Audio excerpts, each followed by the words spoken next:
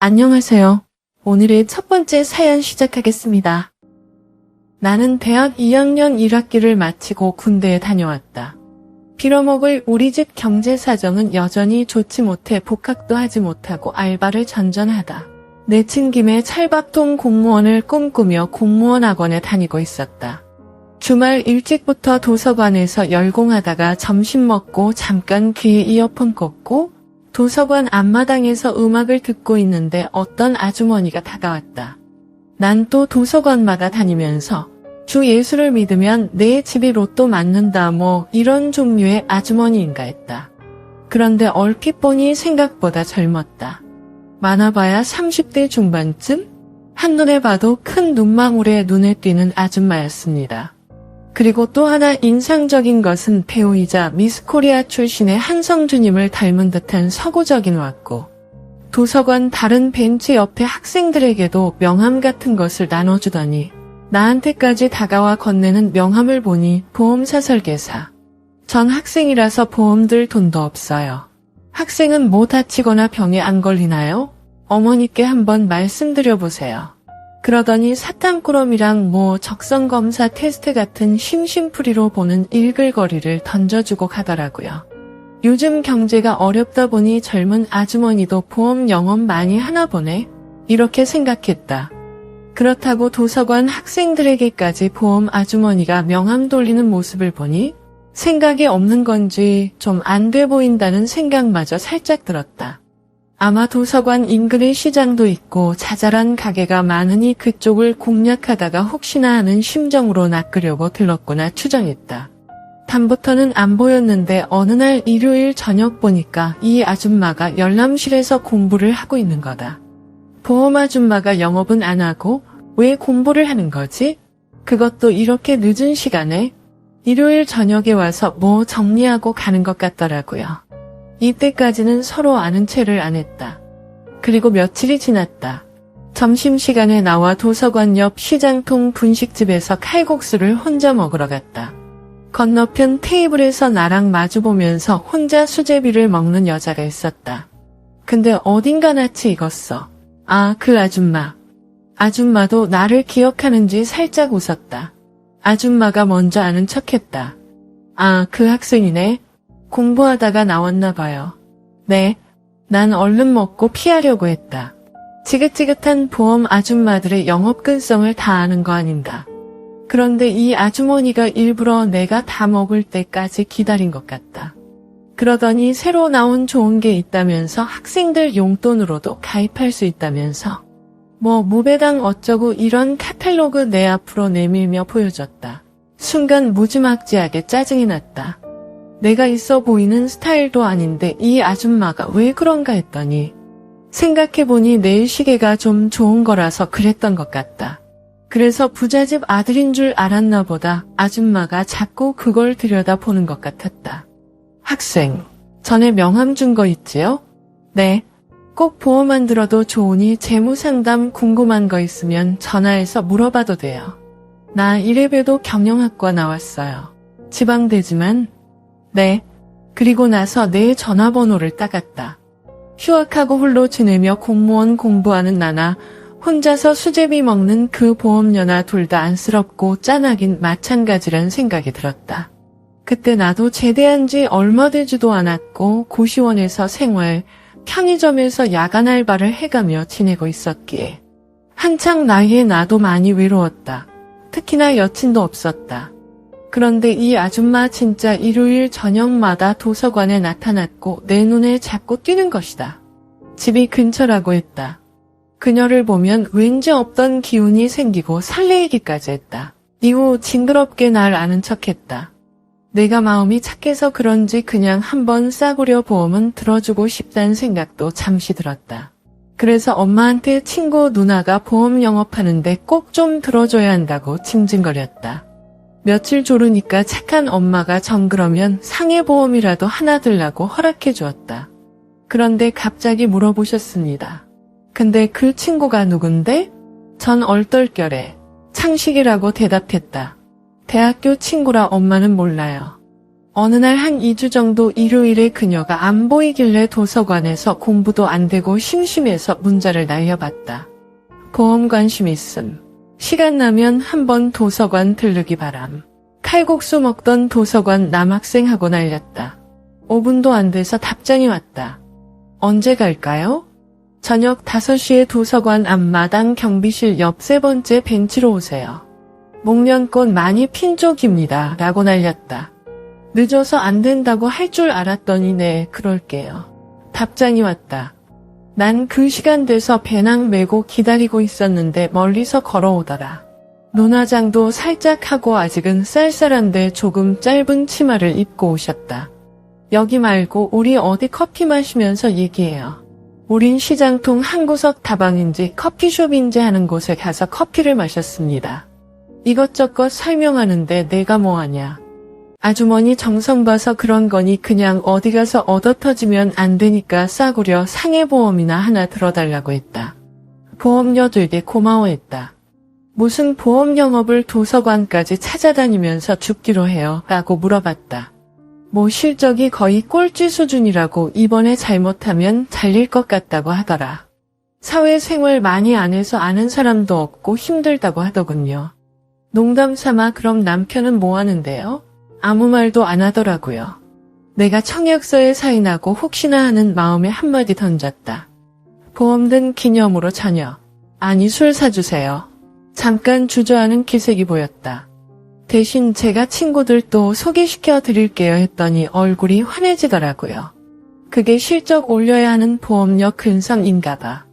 암튼 저녁 사준다고 해서 옆에 시장통 부대찌개를 먹으러 갔다. 반주로 소주 한 병을 시켰는데 자기는 안 마신다고 해서. 그래도 술자리에서는 최소 3잔은 마셔주는 게 고객에 대한 기본 예절이라고 우겼다. 이 아줌마 소주 몇 잔에 얼굴이 빨개지더라고. 도서관에서 보던 보험 아줌마를 야심한 밤에 밖에서 보니 약간 색다른 기분이 들었다. 진짜 다소곳한 미시 같아 보였다. 갑자기 이성으로 한번 만나보고 싶다는 생각이 들었다. 웬 술을 그렇게 마셔요? 소주 2병 시켜서 내가 거의 1병 반 먹고 이 아줌마가 반병 정도 먹었다. 아줌마 성격은 그래도 꽤 활발했다. 유머도 있고 뭐 보험영업소에서 늙은 남자 소장이 껄떡댄다 어쩐다 이런 얘기도 한 것 같다. 집에 가자고 일어서는데 약간 휘청했다. 뇌숭이 아니라 술이 진짜 약한 것 같았다. 그날 이상하게 난 그냥 헤어지기가 싫었다. 그래서 내가 우리 노래 한 곡 부르고 갈래요? 하고 이 차를 제안했다. 다음에 가요. 아잉, 고객이 가자는데 하고 내가 약간 삐지는 듯 장난을 쳤다. 아, 진짜 가야 하는데 하면서 주저하더라고. 잠시 고민을 하는가 싶더니 시간을 보고는 딱 1시간만요 이러더라고요. 막상 옆에 지하 노래방 갔더니 내가 처음에 1-2곡 불렀는데 그 다음부터는 이 여자가 더 많이 부르는 거다. 혼자서 필받아 춤추고 탬버린 치고 아주 난리가 났다. 나도 술도 취하는데 사이키 조명에서 이 아줌마 신나게 놀고 있는 모습을 보니 왜 이렇게 사랑스러워 보이냐. 그래서 이 아줌마 노래 부를 때 뒤에서 슬쩍 안았는데 이 아줌마는 별 신경 쓰지도 않고 오히려 노래 부르는데 열중을 했다. 노래 부르는 걸 아주 좋아하는 사람이었다. 노래가 끝나고 갑자기 획 돌아서서 나를 보면서 뺨을 꼬집는다. 얘가 어른들 흉내 내고 있어 이런다. 찬바람 씩 부는 반말? 내가 약간 쪽팔려서 나도 어른인데요? 뭐 이랬다. 그랬더니 다시 뺨을 꼬집는다. 민망해서 고개를 숙였는데 내가 무슨 객기일까. 보험료 눈을기는 모습. 샤이키 조명 아래 발그스레한 얼굴을 보니 갑자기 금용기가 났다. 신나는 댄스 음악에 맞춰 막무가내로 부비부비를 해버렸다. 그리고 한 3분 정도 흘렀다. 보험료가 잠시 동안 나를 보고 눈을 흘겨 쳐다보는데 큰일 났다 싶어 잔뜩 쫄아 있었다. 그런데 여자들은 의외의 동물이었다. 난 따게 한 대 맞고 잘못했어요. 종신보험 가입할게요. 이러려고 했는데 보험료의 말은 뜻밖이었다. 하도 오랜만이라서 그런지 그래도 나쁘지 않네. 눈은 흘겼지만 환한 표정은 아니었다. 너 앞으로 나 누나라고 불러 하면서 툭 치고 쿨하게 헤어졌다. 내가 오버하긴 했다. 술기운도 있지만 외로웠기도 했을 것이다. 휴학생의 공무원 수험중은 언제나 외롭고 쓸쓸하다. 나는 안도의 한숨을 쉬고 집에 갔다. 그날의 여운이 오래 남았다. 그 후 도서관에서 일요일마다 밤에 잠깐 들렀을 때도 그냥 쉬고고 헤어진 게 다였다. 또 며칠인가 지났다. 그날은 교정직 준비하는 친구랑 둘이서 신세한탄하면서 도서관 옆 시장통에서 술을 마시고 흙수저로 태어난 신세를 한탄하다 헤어졌다. 마음도 울적하고 여친도 없고 혼자 집에 가기도 뭐했다. 혹시나 하는 마음에 보험 아줌마에게 전화를 걸었다. 왜냐면 그냥 느낌이 남편이 없는 여자거나 이혼녀 아닐까 생각이 물씬 들었기 때문이다. 여보세요. 상냥한 목소리로 그녀가 전화를 받았다. 저기, 정태 총각까지 말하고는 곧장 전화를 끊어버렸다. 내 자신이 너무 초라해서였다. 그런데 그날 놀라운 일이 벌어졌다. 약 20분 후 그녀가 나에게 문자가 왔다. 나 회식 중인데 너 내 남편인 척하고 10분 있다 나한테 전화 걸어봐. 이러는 거다. 대충 짐작이 갔다. 회식 자리에서 빠져나오고 싶은데 분위기상 못 빠져나오거나 뭐 그런 게 아닐까 싶었다. 그런 차에 내가 전화를 한 거다. 10분 뒤 내가 다시 전화해서 장난기 있게 당신 지금 몇 시야? 그렇게 하려면 때려치워. 옆 사람 들으라는 듯 우렁찬 목소리를 냈다. 옆에 남자들 여자들 목소리도 들리고 시끌벅적했다. 아, 미안해요. 지금 갈게요. 쩔쩔매는 척 하더라고. 그리고 좀 취한 것 같았고요. 그리고 곧장 그녀에게 문자를 남겼다. 혹시 만날 수 있음 도서관 앞으로 와요. 내가 슬슬 도서관 앞마당 벤치에서 혹시나 하고 기다리고 있는데 모세의 기적이 일어났다. 보험녀가 진짜로 왔다. 대학생처럼 청자켓 입고 또각또각 하이힐 소리가 점점 크게 들려왔다. 많이 취해 보였다. 자기네 영업소 회식인데 자꾸 못 가게 했다고 한다. 그러면서 나보고 고맙다고 했다. 그리고 집에 가야 한단다. 이대로 가면 곤란하죠. 그래서 온 김에 나랑 한 잔 더 해요 했더니 안 된다더라. 그럼 기분 전환이라도 하게 노래방이라도 가요. 사실 난 그날 그녀와의 부비부비가 너무나도 인상적이라서 노래방을 더 가고 싶었다. 그녀가 날 좀 쳐다보더니 그래 이번에도 딱 1시간이다. 우린 또 그 노래방에 갔는데 그런데 그날과 달리 이 아줌마는 상태가 꽐라 직전이었던 거다. 사는 게 참 힘들다. 이 말을 몇 번이나 중얼거리면서 노래방에서 캔맥주까지 마셨다. 그날도 그녀랑 브루스 추며 노래 부르다가 부비부비를 하고 횡설수설하다가 노래방을 나왔다. 뭔가 아쉬웠다. 화장실에서 볼일 보고 물을 안 내리고 나온 기분이랄까. 남자라면 누구나 그럴 것이다. 시간도 늦었고 내가 보험녀에게 어디 공원 가서 캔 맥주라도 한 잔 더 먹자고 졸랐다. 보험녀 목소리가 많이 꼬였다. 그러면서 또 안 된다고 하더라. 그래서 내가 이 시간에 어디 갈 데도 없고 돈도 아까우니 누님 집에서 맥주나 한 잔 더 하자. 안 돼. 난 설계사고 넌 고객이잖아. 내 예감이 맞았다. 난 보험녀가 어딘가 정상적인 남편이 있는 가정이라고는 생각 안 했다. 그거 혹시 난 선생이고 넌 학생이야. 그 대사 아닌가요? 했더니 그녀가 깔깔깔거리며 한참을 웃더라. 그리고는 그럼 우리 집 가서 딱 1시간만 있다 가는 거다. 그녀가 걸어가는데 휘청휘청 하길래 옆에서 자연스레 부축을 하게 되었다. 계속해서 만족스러운 상황이 연출이 되었다. 도서관에서 집까지 걸어가는데 5분도 안 걸렸는 것 같은데 긴장이 되어 그런지 침을 몇 번을 삼켰는지 모른다. 어느 컴컴한 골목길 주택 대문으로 들어갔다. 방 한 칸에 작은 거실이 있었다. 집은 좁은데 비교적 깨끗했다. 그리고 혼자 산다고 했다. 가족에 대해선 더 묻지는 않았다. 요즘 사연 있는 여자들이 뭐 어디 한두 명인가. 날 집까지 데리고 갔으니 이 아줌마도 약간은 정신줄을 놓고 싶은 것 같았다. 그리고는 자기 팔자가 참 기구하다고 했다. 5살 난 딸이 본가에 있는데 보고 싶다며 눈물을 글썽이기도 했다. 그러더니 갑자기 너 안 가니? 갑자기요? 아직 1시간 안 지났는데. 그리고 시간도 늦고 택시비도 없고 저 그냥 여기서 자고 내일 새벽에 가면 안 돼요? 안 돼, 이러는 거다. 아, 진짜요. 저 많이 취해서 걷지도 못해요. 가다가 어디 전봇대 끌어안고 자다가 입이라도 돌아가면 책임질 거예요. 안 가겠다고 박박 우겼다. 설마 제가 남자로 보이는 건 아니죠? 난 바닥에 벌렁 누웠다.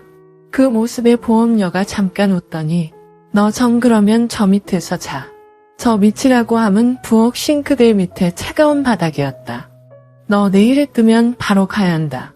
난 술도 취하고 피곤해서 알았다고 하고 베개 하나 얻어서 진짜 부엌마루에 엎어졌다. 그리고 한참 자는데 보험녀가 내 뺨을 톡톡 쳤다. 여기 추우니깐 방에 들어와서 방바닥에서 자. 대신 딴짓하면 안 돼. 그리고 해 뜨고 차 있으면 바로 나가 이러는 거다. 내가 술 취해서 부엌 바닥에서 자니까 좀 미안하고 안쓰럽긴 했나 보다. 고마워요 누나. 잠결에 일어나 침대 옆바닥에 누웠다. 너 코 골지 마. 네. 그때부터 잠이 안 왔다. 그래서 난 슬그머니 그녀 옆으로 갔다. 그녀는 자다가 내가 올라온 걸 아는지 잠깐 인기척을 냈는데 별말은 없었다. 그러더니 갑자기 너 손대지 마 이러는 거다. 순간 자존심이 상했다. 난 알았다고 하면서 그냥 코 골고 잠들었다. 2시간 정도 잤나? 잠자리가 바뀌니까 엄청 불편했던 것 같았다. 눈이 번쩍 떴다. 벽에 시계를 보니 새벽 4시 좀 안 된 것 같다. 그런데 옆을 보니 놀라운 일이 벌어졌다. 내가 이 아줌마 내 팔베개 하고 있고 이 아줌마도 날 꼭 끌어안고 있었던 거야. 마치 내가 자기 남편인 양. 이럴 수가. 나이 차는 나지만 음양의 오묘한 조화인 걸까. 어쩔 수 없이 서로 끌리는 거다. 이후부터는 그녀가 먼저 은근히 바라는 눈치였다. 가만 보니까 아줌마도 외로웠고 워낙 나이 차도 많이 나고 총각이었으니 서로 뒤끝 없이 만날 수 있겠다는 생각을 했던 것 같다. 이후 난 7급 공무원에 떨어졌고 내 친구는 교정직으로 붙었다. 안녕하세요. 저는 20대 후반의 평범한 남자입니다. 저에게는 3년 만난 여성분이 한 명 있어요. 저보다 13살이 많고 42살에 혼자 살고 보험 일을 하는 분이시지요. 저희 집 경제 사정이 많이 어려웠어요. 어머니께서 무리하게 집을 구입하시고 빚을 많이 지셨는데 갑자기 금리가 오르고 집값은 폭락으로 이어지자 집에서 보내주는 지원도 어느 순간 거의 끊기다시피 해졌고 각자 도생해야 할 처지가 된 거죠. 그래서 공무원 준비하던 것도 때려치우고 어디 공장에라도 들어가야 하는 상황이었는데 그녀가 먼저 2년 넘게 공부한 게 아깝지도 않느냐며 자기 집에 들어와 살라는 겁니다. 다른 건 몰라도 숙식은 무료로 제공해 줄 테니 1년만 더 해보라는 거였죠.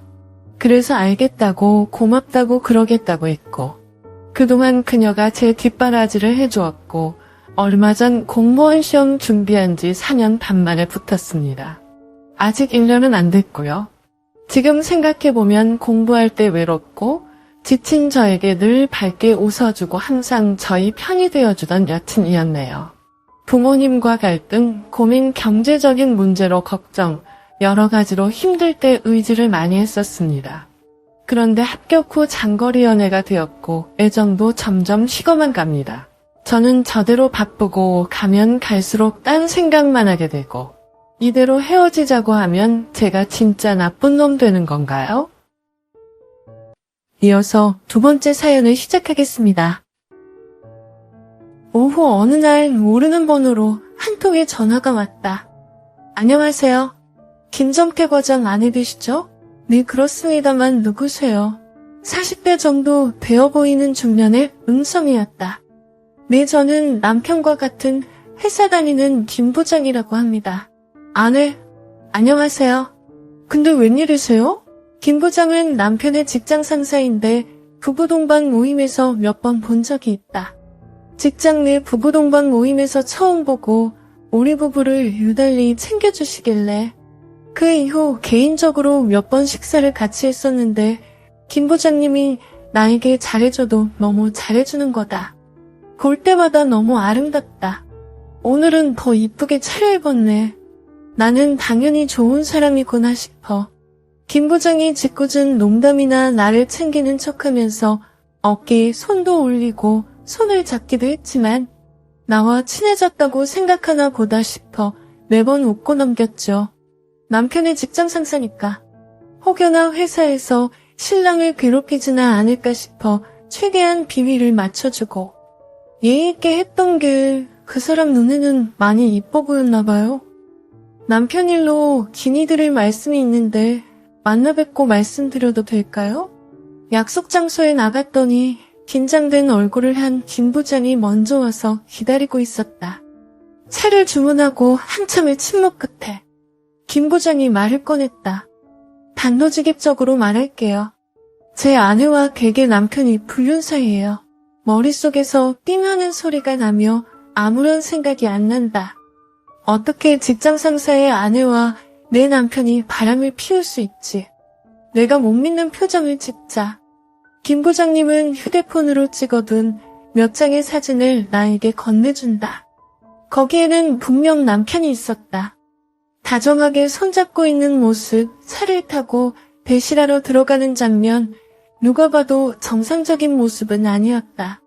그러면서 김 부장은 더 충격적인 모습이 담긴 장면이 있다며 자기와 조용한 곳으로 가자고 한다. 김 부장을 따라 주차장에 세워져 있는 차로 갔다. 차량 내비게이션에 USB를 연결하고 영상을 틀어주는데 나를 잠깐 쳐다보면서 놀라지 말라고 경고했다. 김 부장 아내와 내 남편이 사랑을 나누고 있는 장면이었다. 엄청난 충격이었습니다. 둘이 엄청 잘 맞는 듯 남편의 새로운 모습을 보고야 말았지요. 제 속이 썩어 문드러지는 것만 같았지만 또 한편 남편의 새로운 모습을 보자니 나도 모르게 묘한 생각이 들기도 했네요. 보는 내내 내 손이 부들부들 떨려오기 시작했다. 김 부장은 내 손을 잡아주더니 너무 상심말라고 위로해줬다. 자기도 처음 보고는 너무나도 충격을 받아 온몸이 덜덜 떨려왔다면서 그래도 정신 바짝 차려야지. 이대로 무너지면 우리만 손해라며 말이죠. 동영상 속 남편은 사모에게 자기야 부장님이 좋아 내가 더 좋아 그랬더니 사모님은 대시씨 웃으면서 말해 뭐해. 당연히 자기가 더 좋지 그러는데. 순간 나 뜨거우면서 옆에서 같이 지켜보는 부장님이 안쓰러워 보이기도 하고 나랑 같은 처지에 놓인 영민 같은 게 느껴지더군요. 그때는 제가 부장님 손을 꼭 잡아드렸네요. 그리고 자신의 명함을 건네주며 충격적인 제안을 하는데 우리가 이대로 화부터 내고 이혼해주면 남는 게 하나도 없다. 그러니까 우리도 저 사람들처럼 불륜관계를 한번 이어가면 어떻겠냐고 하는데 혹시 생각해보고 마음 있으면 연락을 주라고 한다. 며칠 뒤 그 번호로 전화를 하고 말았네요. 너무 행복하고 좋았습니다. 그냥 남편이 벌어온 돈으로 생활하며 저도 부장님과 똑같이 바람 피웠으니까요. 그 후로 남편이 저한테 소홀하게 대해도 아무렇지가 않아요. 그리고 밤늦게 들어오면 오히려 더 좋아졌네요. 그동안 소갈이 해오며 다 죽어가던 저도 운동도 하러 다니고 예쁜 옷들도 사입고 하니까 몸매도 좋아지는 것 같고 점점 외모도 이뻐지는 것 같아 자존감도 많이 높아졌고요. 그렇게 부장님과 만남을 1년간을 유지하게 되었고 서로의 배우자와 맞바람을 피우게 되었습니다. 결혼하고 신혼 1년 동안은 2세 계획을 갖고 부부관계를 엄청 자주 했었어요. 남편은 결혼 전에도 욕구가 좀 강한 편이었지만 애정 표현은 굉장히 서툴고 속마음 표현도 잘 안 해서 저랑 자주 다투기도 했어요. 하지만 남편이 경상도 남자라 표현을 잘 못해서 그렇지 자기는 말보다는 행동으로 한다며 항상 저한테 최선을 다했고 전 애정 표현이 좀 거칠고 남다르긴 하지만 절 위하는 마음을 느낄 수 있어 만족스러운 결혼 생활이었네요. 제가 26살 어린 나이에 5살이나 나이 많은 남편과 결혼을 했고 남편의 눈을 너무나도 똑 닮은 예쁜 아기도 낳았는데 출산하고 4년이 지나도록 자기 전이나 평소에 저에게 터치도 없네요. 현재 출산 5년째. 과부와 같은 일상을 살고 있네요. 제가 안 달라서 이러는 게 아니고, 그래도 5년 동안 부부관계가 손가락 안에 꼽는다는 건 누가 들어도 심각한 문제인 듯해서 남편에게 눈물까지 흘리며 얘기를 했어요. 도대체 나는 당신에게 뭐냐고. 나 행복하게 해주겠다 해서 어린 나이에 시집와서 남들처럼 평범하게 살고 싶었는데, 애 낳기 전 내 삶과 애 낳은 후 내 삶은 너의 달라진 태도에 속상하다고. 이렇게 한풀이를 하고 나면 당장은 잘하겠다고 노력하겠다고 하면서 달래주고 나서 얼마 가지 못해 예전 상황으로 돌아가 버립니다. 저는 무작정 참았어요. 참다 보니 그냥 집에 있는 것도 꼴 보기가 싫고 남편을 볼 때마다 매일같이 들들 볶게 되더라고요. 나 좀 봐달라 애원해도 들어주지 않았고, 나 이러다 바람피면 어쩔 거냐, 나 위험해 보이는 거 너밖에 모른다 하면 나가서 바람피라는 둥, 걸리지만 말라는 둥, 이왕 만날 거면 총각을 만나라는 둥 요산한 말만 내대고 달라지는 게 전혀 없었습니다.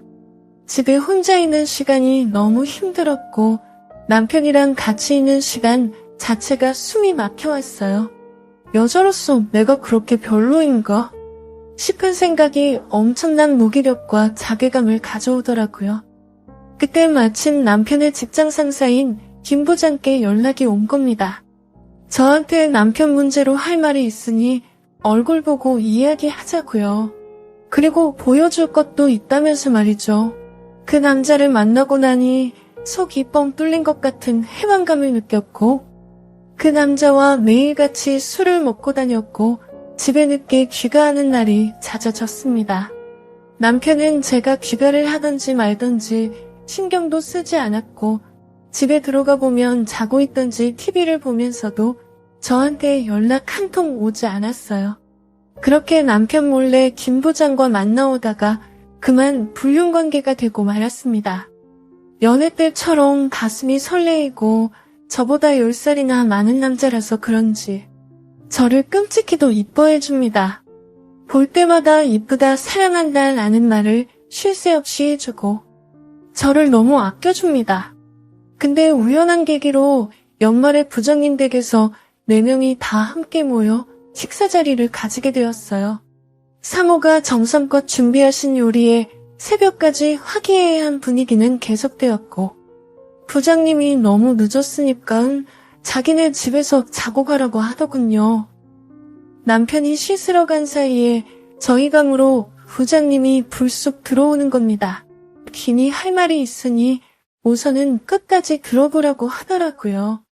평소에도 부장님께 많이 의지하던 남편이 술자리에서 저와 남편 사이가 권태가 찾아와서 부부 사이가 너무 어려운 상황인데 어떻게 해야 할지 모르겠다고 우리 이야기를 다 털어놓게 되었고, 듣다 보니 부장님 부부와 너무나도 비슷한 상황이었답니다. 그래서 남편이 먼저 바람을 피우게 하고 저까지 끌어들인 거랍니다. 영화 속에서나 나올 법한 황당한 내용이었지만 저희 남편이 저 때문에 이런 짓을 벌였다는 생각에 좋으면서도 앞으로 얼굴을 어떻게 봐야 할지 모르겠더군요.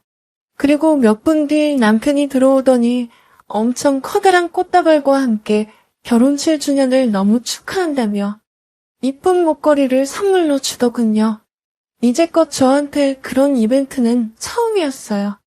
부장님은 옆에서 지켜보고 서 있더니 자기도 마누라한테 준비한 이벤트를 해야 한다나 하면서 오늘은 둘이 좋은 시간 보내라면서 방에서 나가주셨고요. 너무나도 황당한 일이지만 지금 저희 부부가 겪고 있는 일입니다. 이어서 다음 사연을 시작하겠습니다. 캄캄한 어둠 때문에 상대의 얼굴이 자세히 보이진 않았지만 뭔가 다른 느낌만은 확실했다. 확실히 남편은 아니다. 그리고 꿈을 꾸고 있는 것도 아니었다. 나는 놀라 숨이 멎을 것만 같았다. 아직 어둠에 적응하지 못해서인지 상대방이 어떤 사람인지 확인하지 못했다. 누구세요? 나는 당황과 충격 속에서도 속삭이는 듯한 작은 목소리로 누구냐고 물었다. 순간적으로 만에 하나 도둑이나 강도일 수도 있다는 생각이 스치자 큰 소리로 외쳤다가는 되려 큰일 날 수도 있다는 생각이 들어서였다. 나야 여보. 왜 그래?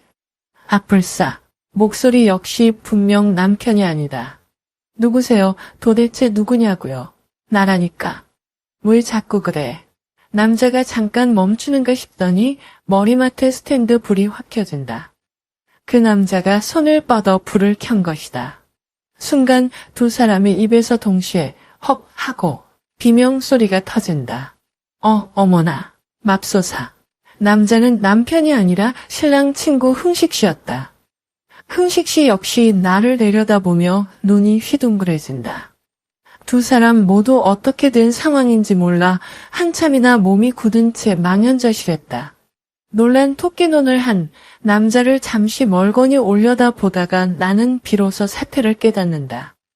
흥식 씨가 술이 취해 우리 집을 자기네 집으로 착각을 했나 보다. 흥식 씨가 작은 소리로 속삭인다. 은영 씨, 가만히 있어봐요. 기왕 이렇게 된 것. 여기서 그만두면 더 우스워져요. 순간 고민이 많아졌다. 그렇다고 하자는 대로 하는 것도 우스운 일 아닌가. 그런데 흥식 씨는 보기보단 참 뻔뻔스럽고 대담하게 행동했다. 일이 잘못된 걸 알았으면 없었던 일로 눈 감아 달라고 무릎 꿇고 사정사정해도 될까 말까 한데 적반하장격으로 기왕지사 이제 와서 어쩔 수 없다라니.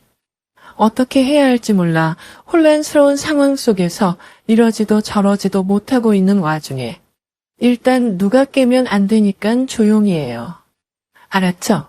그러는데 왠지 그래야 될 것 같아 나도 모르게 고개를 끄덕이고 말았다. 흥식 씨, 이제 어떡하시려고요? 나는 한층 더 소리를 죽여 말했다. 이제 와서 할 수 없잖아요. 집을 착각하고 안방에 잘못 들어왔다고 말해도 누가 믿어주겠어요? 동식이나 우리 집 사람이 그랬구나 하며 믿어주겠어요? 절대 안 그래요? 그러니까 오늘 일은 평생 둘만의 비밀로 간직해요. 그리고 어차피 엎질러진 물이잖아요. 그렇다. 이제 와서 어쩌란 말인가. 물은 이미 엎질러졌고 주워 담을 수도 없는데 말이다. 그렇게 흥식 씨는 새벽이 되어서야 몰래 방을 빠져나가 집으로 돌아갔다. 안녕하세요. 올해로 결혼 5년 차이고 34살 동갑내기 부부입니다. 아직 아이는 없고요. 둘이 살기에는 큰 경기도권 33평 아파트에 살고 있습니다. 저희 남편이 일하는 회사에는 유독 30대 남자 직원들이 많았습니다. 다들 비슷한 또래이다 보니 총각 시절부터 퇴근하면 다 같이 모여 볼링치고 술 마시고 함께 여행도 다닐 정도로 친했어요. 저도 결혼 후 자주 봐왔던 사람들이라 저희 집으로 초대해 맛있는 것도 몇 번 만들어주고 술자리에 부부 동반으로 동석해 다 같이 놀기도 했습니다. 근데 문제는 신랑이 사람들과 같이 술 마시고 기분이 좋아져 조금 오바라도 하는 날엔 밤 12시고 새벽 4시고 상관없이 집으로 사람들을 데리고 오는 겁니다. 제가 집에서는 평소 속옷도 안 입을 정도로 편한 복장을 한 채 소파에 널브러져 정신없이 TV를 보고 있는 편인데 갑자기 연락도 없이 손님을 데리고 쳐들어오는데 난감할 때가 한두 번이 아니었죠. 처음 데리고 왔을 때도 아주 시겁을 했어요. 둘만 사는 집에 현관문 여는 소리가 들리기에 당연히 신랑인 줄 알고 편한 차림으로 있다가 시겁해서 안방으로 달려갔죠. 몇 번은 데리고 오지 말라고 요즘 이렇게 용감한 남편이 어디 있냐고 좋게 말했는데 2번이 3번이 되고 매번 너무 싫다고 했는데도 잘 고쳐지지가 않더군요. 그 중에서도 남편과 입사 동기로 제일 가깝게 지내던 흥식이란 친구가 한 사람 있었는데 20대 중반에 일찍 결혼해 애가 둘씩이나 있는 유부남이었고 같은 아파트 옆동에 살고 있어 가족끼리도 자주 왕래하고 지냈죠. 그날도 남편이 술 먹고 흥식 씨를 집에 데리고 들어와 한 잔 더 하고 싶다길래 저는 맥주에 마른 안주 과일을 깎아 술상을 거실에 차려주고 같이 몇 잔 하다 피곤해서 먼저 안방에 들어와 잠이 들었죠. 그리고 또 얼마 가지 못해 돌이킬 수 없는 큰일이 터지고 말았습니다. 최근 이혼하고 혼자 살던 친구가 일 끝날 시간에 연락이 와서 우리 집 근처로 나올 테니 오랜만에 술 한잔 하자고 해서 신랑도 마침 해외 출장 중이라 심심하던 차에 만나러 나갔습니다. 근데 그 이혼한 친구가 술이 들어가자 자꾸 옆에 남자가 없으니 술맛이 안 난다고 지금 바로 아무 남자나 좀 불러줄 수 없냐고 징징대는 겁니다. 저도 그런 분위기에서 무슨 술맛이 났겠어요. 그때 마침 흥식 씨에게 연락이 왔던 거죠. 그래서 주변에 혹시 돌싱남이나 노총각 없냐고 친구랑 지금 집 앞 꼼장어집에서 술 한잔하고 있는데 즉석으로 소개팅 한번 시켜달라고 부탁을 했고 될 수 있으면 지금 당장 남자 하나 데려오라고 했더니 거래처 직원이라며 총각 하나를 데리고 웃으면서 찾아왔대요. 이렇게 넷이서 술을 마셨는데 즐거운 분위기 탓에 엄청 많이 마셔 모두들 만취했습니다. 그날은 우리 집은 신랑이 해외 출장을 갔고 흥식 씨 아내분은 애들 데리고 친정에 간 날이라 서로 아무도 없는 날이었는데 다음날 아침에 정신을 차려보니 또 흥식 씨가 제 옆에 있더라고요. 저도 필름이 끊긴 상태였지만 어느 정도 마음이 있었으니 받아줬겠죠. 한 번도 아니고 두 번이나 실수를 하다니 뭘 어떻게 해야 되는 건지 진짜 눈앞이 캄캄했습니다. 둘만 입 다물고 있으면 없었던 일이 되겠지만 그날 이후 흥식 씨는 보름 넘게 우리 집에 오질 않았습니다. 그렇게 초조한 시간이 흐르고 제가 먼저 전화를 했습니다. 전화하니까 처음엔 안 받더라고요. 그때부터 더 초조하기 시작해서 정말 심장이 터질 것 같았습니다. 두 번, 세 번 그렇게 몇 번 더 한 후에 받더라고요. 받아서 둘 다 아무 말도 안 하고 여보세요만 몇 번을 했는지 모르겠어요. 어떻게 말을 꺼내야 하나. 다행히 그 남자가 먼저 만나서 이야기하자고 하더라고요. 그렇게 근처 카페에서 만나기로 하고 나갔습니다. 서로 술 마시고 실수한 거니까 잊어버리자. 다시는 이런 일 없도록 할 테니 전과 같이 편하게 지냈으면 좋겠다. 이렇게 서로 좋게 이야기하고 헤어졌어요. 근데 그 사건 이후로 흥식 씨가 자꾸 남자로 보이기 시작하고 볼 때마다 호감이 가는 겁니다. 평소엔 말도 너무 잘 통하고 정치 색깔이라든지 즐겨보는 드라마 등 여러 면에서 공통 관심사도 많고 저랑 너무너무 잘 맞는 겁니다. 저희 남편은 오로지 사람들 만나 놀다가 술 마시는 것밖에 모르는 사람이었죠. 그리고 제 신랑은 보통 키에 호리호리한 편인데 흥식 씨는 키도 180cm 훌쩍 넘고 어릴 때부터 운동을 많이 해서 그런지 마동석님처럼은 아니지만 얼핏 봐도 다부져 보이는 체격입니다. 그날도 술을 얼큰하게 먹고 흥식 씨 부부네랑 저희 부부가 노래방을 갔습니다. 저희 남편은 술이 많이 취하면 아무 곳에서나 자는 편입니다. 그날도 어김없이 노래방에서 한참 놀다 소파에 뻗어 잠들어 있었습니다. 흥식 씨 아내는 친정에 맡겨둔 애들을 데리러 먼저 갔고 결국 멀쩡한 사람은 둘뿐이었습니다. 저도 술 취하고 기분이 좋아지면 노래 부르면서 춤도 추고 분위기를 잘 맞춰 노는 편인데 한참을 서서 뛰어놀다가 흥식 씨가 잠깐 숨 좀 고르자며 발라드를 부르더군요. 그러더니 김현철, 이소라님의 그대 안의 블루를 부르는데 뒤에 신이 저랑 같이 부르자고 소파에 앉아 쉬고 있는 제게 오른손을 내밀기에 슬쩍 잡고 일어섰죠. 완전 푸근하고 좋더라고요. 남편한테 느끼지 못했던 그런 느낌이었달까? 요즘의 권태기인지 몰라도 그 남자가 자꾸 생각이 납니다. 이어서 다음 사연을 시작하겠습니다. 저는 30대 후반의 여자입니다. 결혼을 한 지는 3년 정도 되었고 딸아이가 한 명 있습니다. 남편과는 직장 내에서 만나서 비밀 연애를 하다가 결혼을 하게 되었는데 결혼 이후에는 제가 직장을 그만두고 다른 곳으로 이직을 하게 되었습니다. 저는 사실 법무사입니다. 남편도 법무사인데요. 같은 법무법인에서 부부를 기가 껄끄러워서 제가 따로 나와서 법무사 사무실을 차리게 되었습니다. 우리 시어머니는 아들과 며느리가 둘 다 법무사라며 주위에 자랑을 많이 하고 다니셨어요. 시어머니는 중졸이셨고 조그만 공장의 구내식당에서 참모를 일하고 계셨습니다. 시아버지는 건설 쪽에서 험한 일을 하시다가 다리를 다치셨는데 그 후유증으로 못 걸으시고 누워만 계시다가 돌아가셨다고 했어요. 엘리베이터가 없는 오래된 빌라 옥탑의 방 2개짜리 집에서 살아왔습니다. 지금까지도 그 집에서 살고 계십니다. 남편에게는 여동생이 한 명 있었는데 23살 어린 나이에 혼인신고만 한 채 결혼식도 못하고 살고 있었어요. 아마도 경제적인 어려움 때문인 것 같았는데 그래도 나름 아이도 셋이나 낳고 잘 살고 있는 듯 했습니다. 사실 남편과 결혼하기 전에 저의 친정 부모님이 시댁이 어려운 형편 때문에 걱정을 많이 하시기도 했습니다. 네가 뭐가 부족해서 그러니? 다른 사람들 만나면 안 되겠냐? 없는 집에 시집을 가면 고생 탈자고 확 열리는 법이야. 네 능력에 님이 뭐해? 더 좋은 조건의 남자를 만날 수가 있는데 뭐하러 그래? 그런데 저는 이미 남편이 정이 들 대로 들어버린 상태라서 친정 부모님 몇 말이 귀에 들어오지도 않았습니다.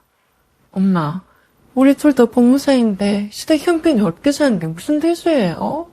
걱정 말아요. 잘 살 테니까. 시어머니도 저를 며느리로서 자랑스러워 하셨습니다. 처음 인사를 드리러 갔을 때 시어머니께서 제게 그러셨어요. 이렇게 없이 사는 집에 온다니 나야 고맙고 미안할 따름이다. 시어머니는 저를 참 이뻐하신다고 생각했습니다. 그때는 남편을 향한 마음 하나로 순수한 사랑뿐이었어요. 남편을 처음 알게 된 것은 법학원에서 공부를 할 때였습니다. 그때는 공부에만 신경을 쓰느라 그저 얼굴만 앓고 지내는 정도였는데 나중에 같은 법무법인에 근무를 하게 될 줄이야. 그래서 더 친해지게 되었고 마음이 통했습니다.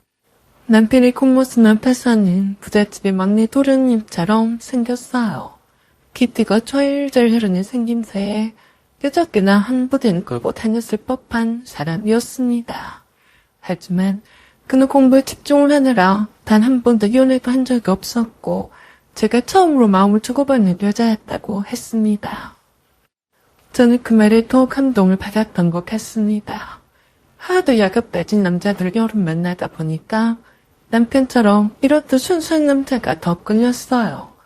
남편 어려운 가정 형편 때문에 법학원에서 공부를 할 수 있었던 것도 전부 다 신의와 시어머니의 헌신적인 뒷받침 때문이라고 했습니다. 내가 그냥 웬만한 회사에 취직을 할 수도 있었는데 내 동생이 엄마가 하고 싶은 거 다 하고 있어. 내 동생이 자기도 힘들 텐데 용돈도 보내주고 엄마가 식당 일을 하면서 번 돈을 전부 다 나한테 다 썼어. 내가 좀 이기적으로 살았지. 그래서 내 동생이랑 엄마한테는 앞으로 더욱더 잘하고 살 거야. 도움을 준 고마운 가족이든 아니든 가족한테 서로 잘하고 사는 건 참 아름다운 일이라고 생각했습니다.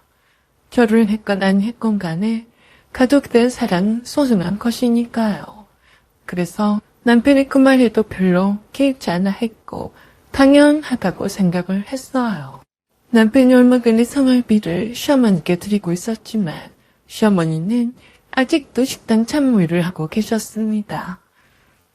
내가 평생을 일을 손에서 넣어본 적도 없었는데 일을 안 하고 아들이 준 돈만 팔아보고 살면 그게 사람이냐? 나도 일을 해야 살지. 놀면 뭐하냐? 그것도 틀린 말은 아니었어요. 아직은 건강하신데 집에만 계시면 뭐하나요? 힘든 일만 아니면 된 거라고 생각을 했습니다. 신우는 아이 셋을 키우다 보니 집에서 가정주부로만 살고 있었어요. 시어머니는 신우가 외벌이로 어떻게 아이를 셋이나 키워내면서 늘 신우의 걱정을 많이 하셨습니다. 모르긴 몰라도 남편이 시어머니께 드리는 생활비는 몽땅 신우이한테 가는 것 같기도 했습니다. 김치며 화장 하나까지도 신우이 삶에 보태라고 다 갖다 주는 것 같았는데 그걸 뭘 할 수 있나요? 부모 마음이라기 원래 그런 거라고 생각했습니다. 제가 사모할 바가 아니라고 여겼어요. 그런데 어느 날 밤에 갑자기 신우이가 애들 셋이나 데리고 시어머니와 함께 찾아왔습니다. 퇴근해서 집에 와 있는데 시어머니가 미리 전화를 주셨어요. 라연이 애미냐? 집에 왔어? 네, 어머니. 무슨 일이세요? 가서 자세한 얘기는 하고 지금 내가 갈 테니까 그리 알아라. 네? 이 시간에요? 무슨 일 있으세요? 라고 했는데 이미 툭 끊으셨어요. 무슨 일이지? 이런 적이 없으셨는데.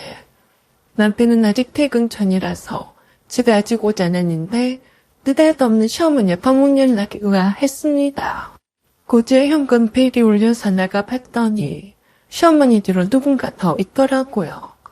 밤중에 색안경을 끼고 있는 모습이었는데 바로 신우이였어요. 애들까지 다 데리고 봤습니다. 저는 깜짝 놀랐습니다. 어머, 아가씨 아니에요? 어색하게 웃으면서 제게 그러더라고요. 언니, 밤중에 미안하네. 얘기밖에 갈 데가 없어서 말이야. 시어머니 한 손에는 신우의 5살짜리 큰아들의 손을 잡고서 그러셨어요. 일단 애들 추우니까 얼른 들어가자. 라고 하시며 바로 집 안으로 들어오셨습니다. 그리고 신우의 품에서 잠들어 있는 이제 갓돌이 지난 신우의 막내딸을 받아서 작은 방으로 안고 들어가셨어요. 전 렁겁게래 신우에게 얼른 들어오라고 그랬는데 조금 황당하게 자기가 없더라고요. 신우는 제가 들어오라고 하자 어린 둘째들 데리고 들어오자마자 화장실부터 찾았습니다. 캔니, 우리 현수가 어차피 마렵대. 화장실 어디야? 응, 저기야. 이쪽으로 데리고 와. 화장실 문을 열어주고 나와서 열려진 현관문을 닫으려고 하는데 저는 그만 기절 척풍을 하는 줄 알았습니다. 세상에, 문 앞에 짐이 산더미처럼 쌓여 있었어요. 이게 뭐야? 아예 살러 온 거야? 불길한 예감이 막 밀려왔습니다. 시어머니는 잠든 어린 신의 막내딸이 예민하다며 다시 제 안방 침대에다 눕혔어요. 시어머니가 잠든 이를 제 안방 침대에다 다시 눕히고 나오시길래 여쭸어요. 어머니, 밖에 짐은 뭐예요? 보면 모르냐?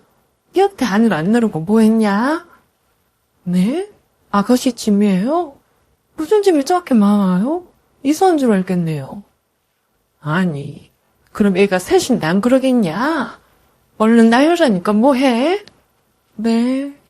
오늘따라 시어머니가 신경이 날카로우신 게 다른 때와는 달라 보였습니다. 신이도 화장실에서 아들 오줌을 누이고 나와서 짐을 저희 집 안으로 들여다 놨어요. 제가 그런 신우에게 물었어요. 아가씨, 무슨 일 있었어요? 안경 좀 벗어봐요. 밤중에 무슨 안경 그렇게 치얀 색깔로 썼어요? 그러자 시어머니가 제게 냈다 그러신 겁니다. 그러던지 말던지 냅둬라. 쓸말 하니까 썼겠지. 너는 무슨 말이 그렇게 남았냐? 또 한 번 제게 떼정스럽게 말씀하셔서 저도 여간 기분이 언짢은 게 아니었어요. 어머니, 그래도 제게 화내실 일은 아니죠. 도대체 무슨 일이길래 그래요? 신인이 저에게서 고개를 돌리고 앉아서 아무런 대꾸도 하지 않아서 더 답답했습니다. 시어머니가 제 손을 잡고 거실 소파에 앉으시더니 그러셨어요. 진숙이가 박서방이랑 싸웠단다. 저 조그만한 얼굴에 때릴 데가 어디 있다고 주먹질을 했어. 그런 놈하고 살겠냐? 그래서 내가 이리로 애를 데리고 오라고 했다. 네? 싸우는데 애들 데리고 이리로 오면 어떡해요? 그때 시어머니가 신이 안경을 벗기더니 신이 눈탱이가 밤탱이 같은 모습을 가리키며 제게 굴셨어요. 이것 좀 봐라. 학원을 썸만 났다면 애들 앞이고 뒤건 간에 동간을 안고 이렇게 주먹질인데 어떻게 살겠냐? 그래서 내가 애를 데리고 이리로 오라고 한 거야. 그래도 그렇지. 차라리 어머니 집으로 가지. 왜 여기로 오셨어요? 그러자 신우의 시어머니가 둘이 함께 얼척 업된 표정으로 없더니 제게 그랬습니다. 그래서 불만이라 이거냐?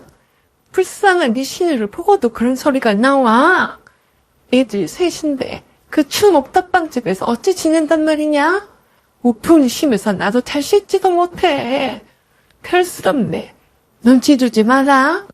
저를 아주 천하의 나쁜 년 취급을 하셨습니다. 신우이는 보기도 안쓰럽게도 상당히 많이 얻어 터졌더라고요. 그래서 시어머니 신우가 영 불편하고 예민하셨구나 라고 생각을 했습니다. 그래서 제가 그랬어요. 이왕 왔으니까 작은 방에다 이불 깔아둘 테니까 거기서 애들과 함께 자도록 해요. 어머니는 어떠실 거예요? 어쩔 인물 어쩌냐? 나도 오늘은 친숙이라 할 말도 많으니까 자고 갈란다. 너무 또 당연하게 말씀하시길래 저도 살짝 당황스럽더라고요. 네, 그러세요. 별로 느끼지는 않았지만 뭐 어쩌겠어요. 저렇게 차려하면 몰골로 나타났는데요. 이들까지 셋이서 어쩌겠다는 건지 시어머니는 오로지 신이 생각뿐이었어요. 눈탱이가 밤탱이가 될 정도로 사위한테 딸이 얻어 터졌으니 그 마음이 오죽했겠어요. 저도 많이 속이 상했지만 부부싸움이라서 이렇쿵 저렇쿵 묻기도 애매하더라고요. 시어머니는 신이를 작은 방으로 데리고 가서 신의 얘기를 들을 모양이었어요. 갑자기 저에게 그러시더라고요. 너는 애들 좀 잘 봐라. 내가 친숙이라 할 얘기가 많으니까 애들 밥 좀 챙겨 먹여. 네, 그럴게요. 뭐 어쩌겠으니까. 어린 신우 애들들을 굶길 순 없었으니 제가 챙겨 먹여야죠. 무슨 일 때문에 싸워서 저 모양이 되는지는 몰라도 별로 궁금하지도 않았습니다. 그저 얼마나 오랫동안 여기 있을 생각인지 그게 더 궁금하더라고요. 오기 전에 미리 연락을 구하고 와야 하는 게 아닌지 무작정 찾아와서 이게 무슨 민폐인가 싶더라고요. 그래도 남편의 동생이 어려움을 당해서 오빠 집으로 키시러 온 건데 마음 넓게 쓰자고 생각했습니다. 신우이 애들 밥을 챙겨 먹이고 남편에게 전화를 했어요. 자기는 안 오고 뭐해? 빨리 와. 어머니랑 아가씨가 애들 데리고 와 있어. 뭐? 왜? 나도 몰라. 자기한테도 어머니가 아무 말 없으셨어? 응, 무슨 일 있는 거야?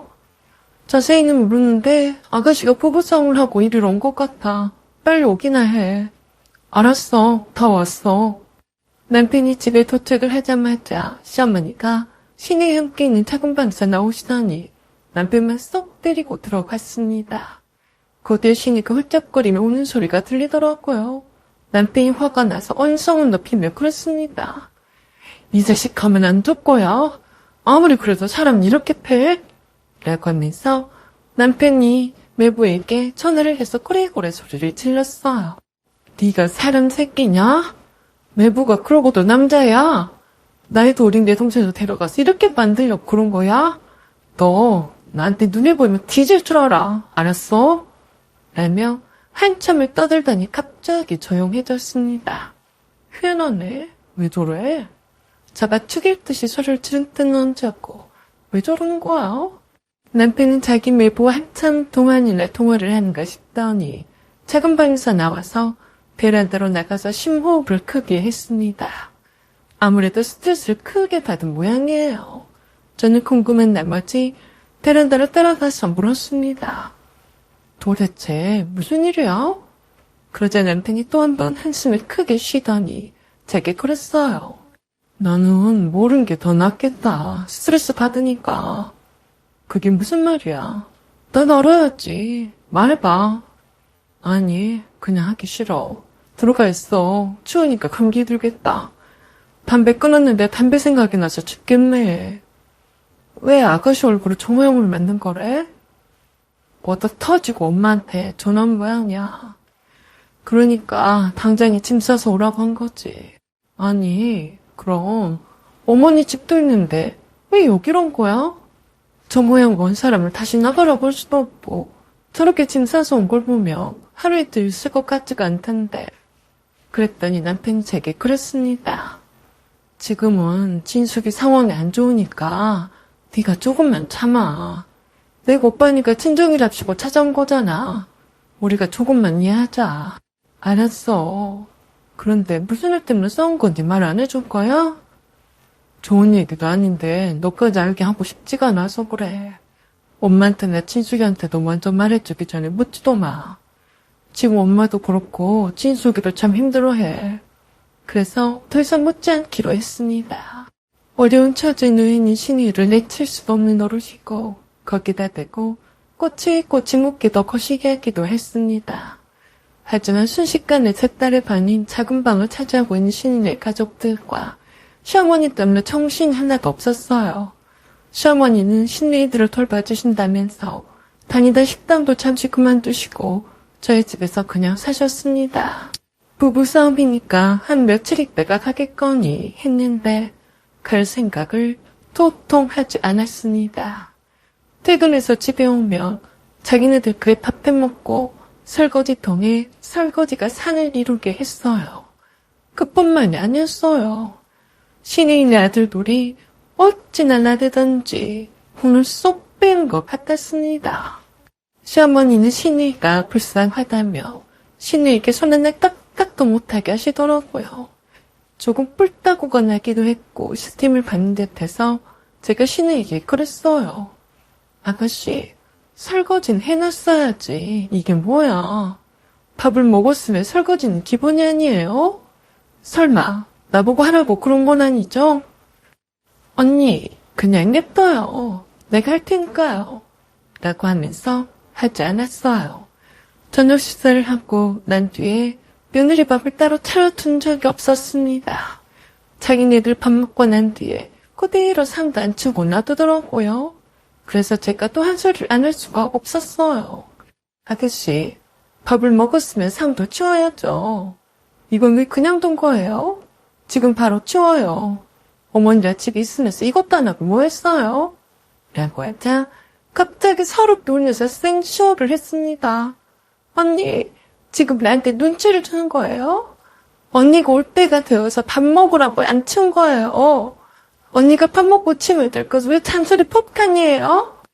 그러자 시어머니가 그새 신이 가는 말을 들었는지 제게 태워봐서 그러셨습니다. 너 뭐 하는 물건이냐? 네가 지금 친숙이를 구박하는 거냐? 네가 네 집이니까 네가 다 해야지 누구 보고 하란 말이야? 너는 친숙이가 불쌍하지도 않냐? 어디서 신이도 시켜먹으려고 해? 싹 다 네가 다 해라. 지가 밥도 안 차려주면서 잘 차려 먹으면 고마운 일이지. 말도 많네. 이젠 보자 하니까 쌍으로 내 속을 긁어댔습니다. 저도 웬만하면 참으려고 했는데 이러고 온 사람한테 밥도 안 차려놓고 먹다 남은 반찬에다 밥 먹고 치우라고 하질 않나. 설거지를 나보고 하라는 듯이 산을 이루고 있지를 않나. 피곤해 죽겠는데 왕짜증이 났습니다.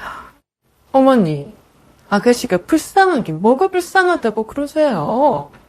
부부싸움을 하다가 어디 터진 게 불쌍해요? 최소한 웃기는 집에 와 있으면 기본적인 것은 해야 애이잖아요.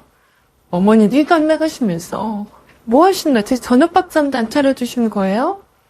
제가 어머니랑 아가씨가 먹다 남은 반찬에다 더러운 식탁에서 밥을 먹어야겠어요? 제가 거지예요? 그럴 때 시어머니가 둔내 쌍신들을 켜고 제게 달려들었습니다.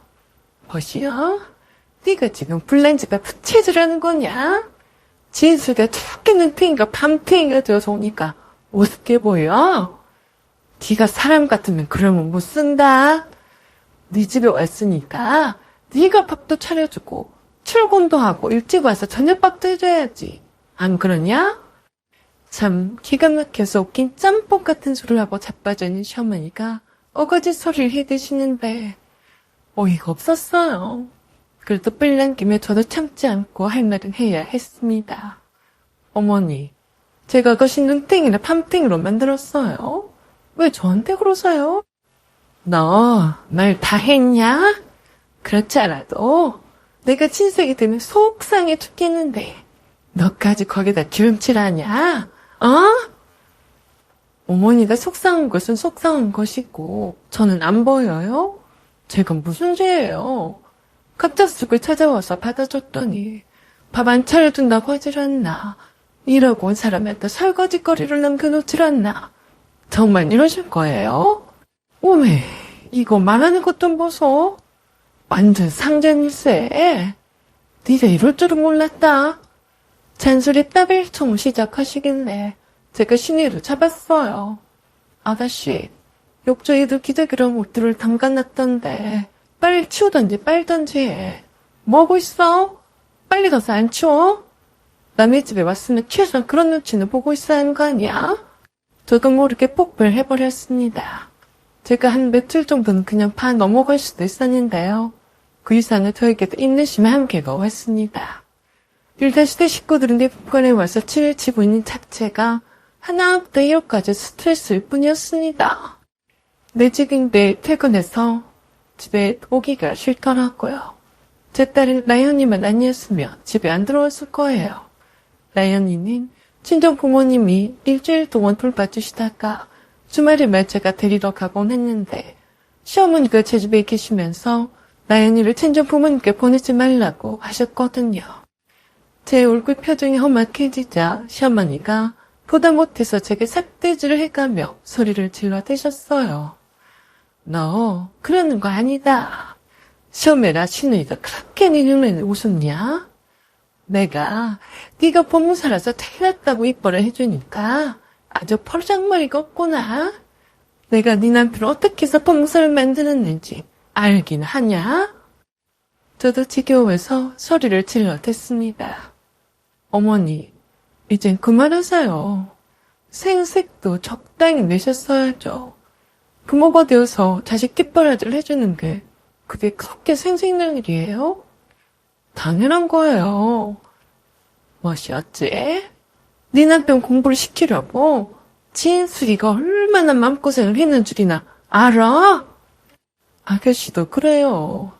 동생 오빠 공부하려고 용돈 좀 대준 게 뭐 얼마나 대단하다고 그렇게 생색을 낸 거예요? 그러자 또 열받은 시어머니가 얼른 내뱉은 말이 상당히 거슬렸습니다. 진숙이가 누구 때문에 저렇게 됐는데? 다 네 서방 공부시키려다가 저렇게 된 거야. 어머니, 나랑 무슨 상관이에요?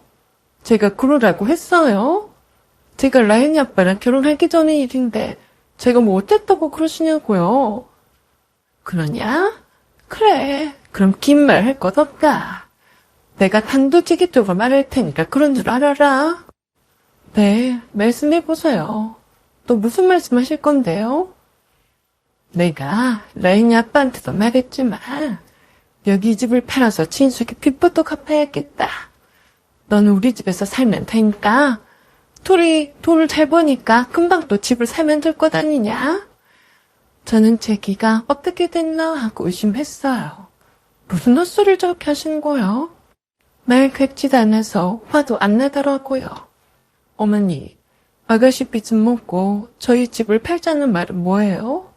좀 알아듣게 얘기 좀 해보세요. 라고 하며 시어머니 앞에 앉아서 시어머니의 눈을 똑바로 쳐다보며 묻자 살짝 당황하는 눈치였습니다. 그러더니 갑자기 태도를 바꿔서 제 두 손을 잡고서 그러셨어요. 내가 너에 대해서 잘 안다. 네가 얼마나 착한 며느리인지 내가 잘 알아. 그래서 말인데 이번에 진숙이 좀 살려다오. 그러니까 차근차근 알아듣게 말씀해보시라고요. 그게 말이다. 진숙이가 임신을 해서 다니던 회사도 관두고 애들만 키웠잖니. 돈이 어디 있어서 네 신랑 공부를 시켰겠냐? 별것 아닌 것 같아도 공부하는데 시간이 조금 걸렸잖아. 학원비며 책값이며 나도 내 입에 풀칠하기도 바쁜데 내가 벌써 돈 대줬겠니? 그래서요? 진숙이가 할 수 없이 박서방 돈에 손을 댔다가 그마저도 여의치 않아서 돈을 많이 빌렸은 모양이야. 그제 제때 갚았으면 될 것을. 너도 알다시피 박서방 가게가 잘 안 됐잖니. 진숙이가 아무도 모르게 알아서 잘 해보려고 한 건데 그게 눈덩이처럼 커져서 1억 8천만 원이나 되었지 뭐냐. 그러니까 니들이 갚아줘야지. 어쩌냐.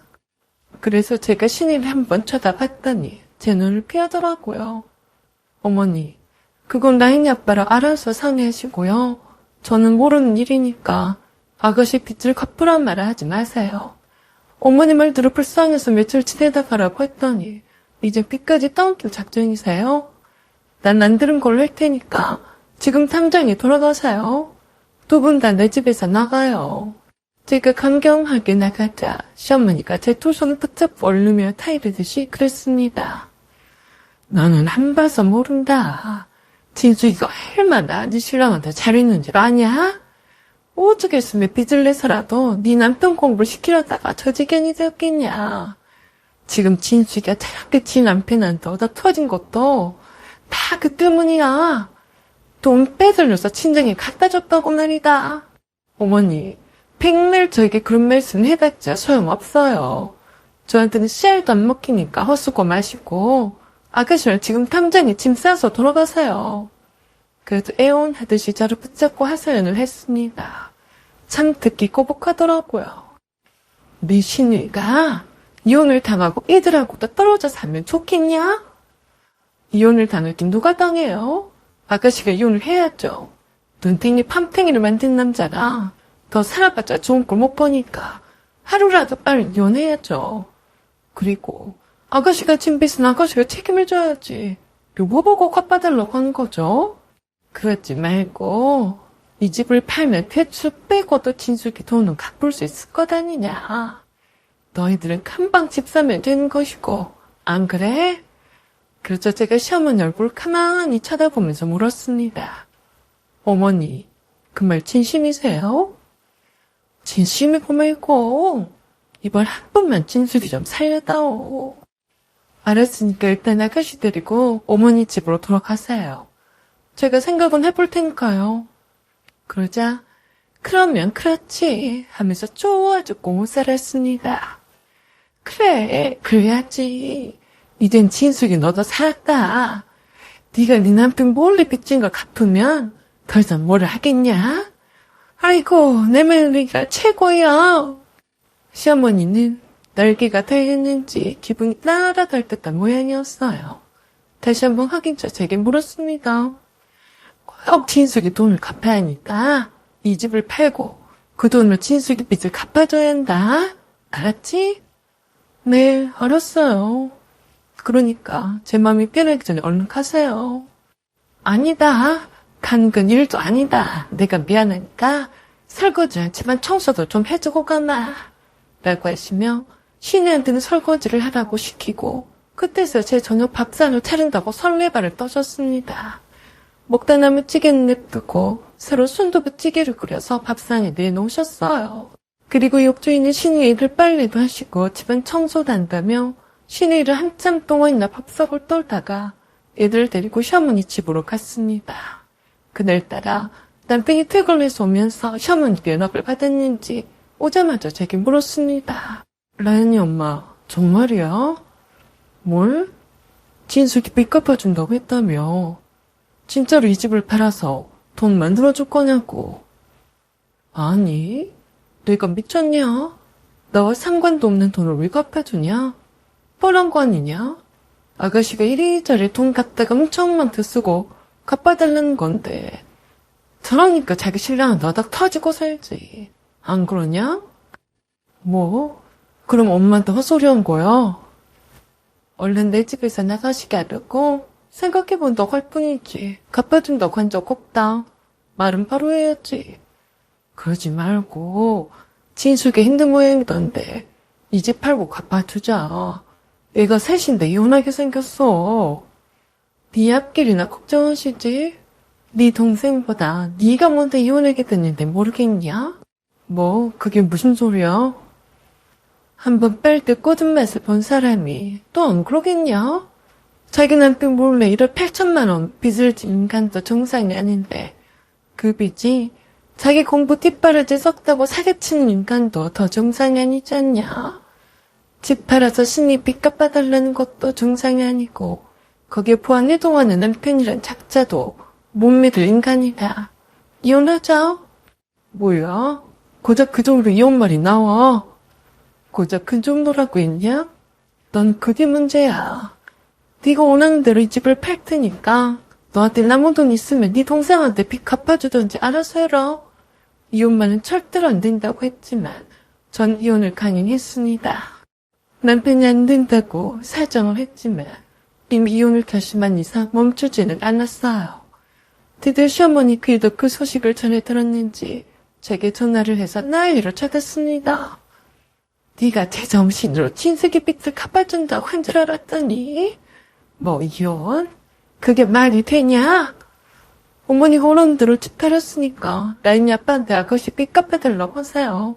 돈 있을려나 모르겠지만요. 그동안 남편 몰래 남편이 들었던 적금을 깨서 투자해온 것이 있었는데 그게 꽤 큰 금액으로 불었어요.